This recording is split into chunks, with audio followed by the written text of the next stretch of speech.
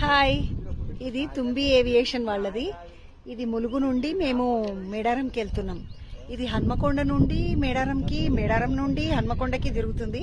At the same time మళ్ళీ ఇంకా ఏమంటారు, మేడారంలో కూడా రైడ్లు ఉన్నాయి. 4800 ఒక రైడ్ అంటే 7 మినిట్స్, ఆల్మోస్ట్ 7 మినిట్స్ మొత్తం పైనంతా తిప్పుతారట, మేడారం అంతా చూపిస్తారట. సో ఇది చూపించడానికి వచ్చినాం, దీని కవరేజ్కి.